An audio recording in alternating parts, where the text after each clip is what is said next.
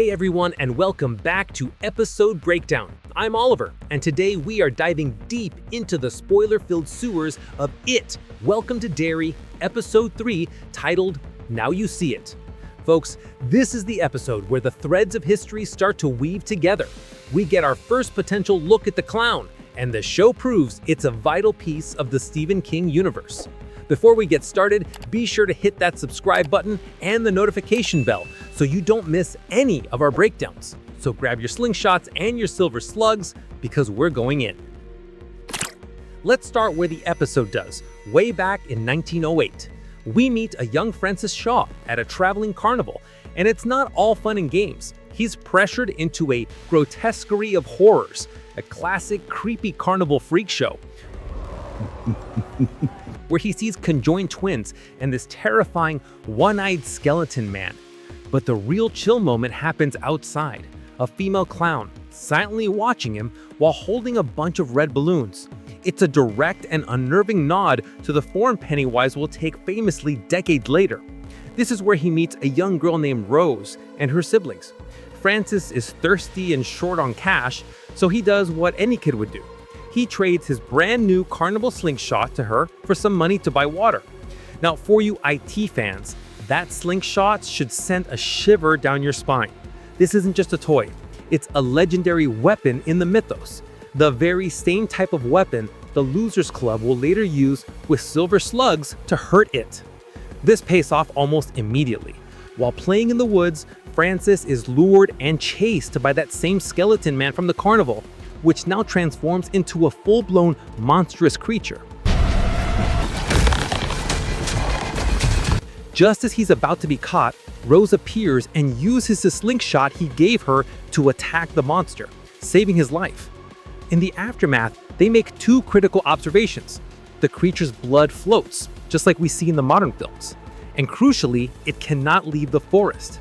This is a massive hint at a possible geographical containment for the entity that we've never fully understood before. We're okay now. It doesn't leave the woods. What was that thing? I don't know. Why can't it leave the woods? Now, let's jump to 1962, where we have multiple storylines converging. First up, the military investigation. That young boy Francis Shaw is now General Francis Shaw, and he's a man on a mission. He's not trying to destroy the entity, he wants to find and weaponize it.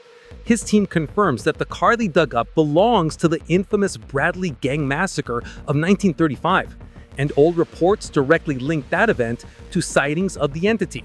So it has been inspiring and partaking in Derry's violence for a very, very long time.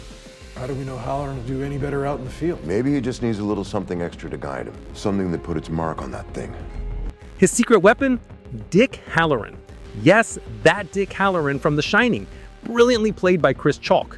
Shaw forces Dick to use his psychic shine as a kind of human compass to locate the creature from a plane. And folks, this sequence is a highlight.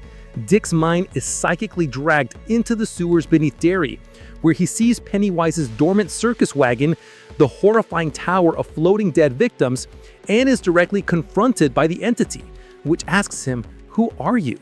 He's only saved by a warning from his grandmother, Rose Hallorann, who knows the lay of the land. Grandma. He's coming, Dickie. Get out of here now. He snapped back to reality terrified and tells Shaw it wasn't supposed to see us. They've just pinged the monster's radar and it knows it's being hunted. This leads Shaw to seek out an older Rose, who now runs a shop called Second Hand Rose. He lies to her, claiming the military is just doing soil surveys, and asks her for help to know which areas to avoid. What are you doing out there, Francis? Soil surveys. The scene is packed with unspoken history, juxtaposed with a flashback to their childhood goodbye, where she gave him back that slingshot as a token. The circle is firmly closing. Promise me you'll never forget me this summer, us being friends. Meanwhile, our main kid group, Lily, Ronnie, Will, and Rich, are taking matters into their own hands. To prove Ronnie's dad Hank is innocent of the theater murders, they decide they need a photo of the real monster. Rich, drawing on his uncle's knowledge of Santeria, convinces them to perform a ritual in the cemetery to summon what he calls an Orixa, a malevolent spirit. Unsurprisingly, the plan goes horribly wrong. They don't summon one thing, they summon a bunch of ghostly apparitions, including the ghosts of their dead friends, Teddy and Susie. What follows is a chaotic CGI-heavy bike chase through the now animated cemetery, with these phantoms hot on their tails. Rich, get the camera! During the chaos, Will gets separated and stumbles into a crypt. He hears a low growl from the shadows, and in a moment of pure bravery, points his camera and snaps a photo before running for his life. I should have believed you. You're damn right. Later, in the dark room, the kids develop the picture. It shows a shadowy figure, but you can make out a gloved hand. They all lean in, squinting, and Will delivers the episode's chilling final line. "It's a clown." What is that? It's a clown. Now let's talk about the deeper lore, because this episode is a treasure trove of Stephen King fans. First, the Dick Hallorann stuff solidifies this show's place in the King multiverse, directly connecting to The Shining and Dr. Sleep. Then, in the 1908 Carnival, look for the carnival game with turtle targets, a subtle but awesome nod to Maturin, the cosmic turtle from the It novel that is a benevolent force opposing it. We also get confirmation of Derry's amnesia effect, with Shaw telling Rose he forgot all about his traumatic childhood after he left town. Keep an eye out for a bottle of Van Helden rubbing alcohol, a deep cut reference. And in a fun meta moment, director Andy Muschietti himself cameos as the pianist in the 1908 Freak Show. So, what did you think? Were you as hyped as I was to see Pennywise's circus wagon and that final photo reveal? Do you think the military has any chance of containing this thing? Let me know all your thoughts and theories down in the comments.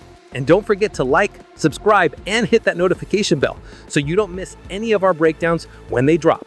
Until next time, keep looking over your shoulder and maybe stay out of the sewers.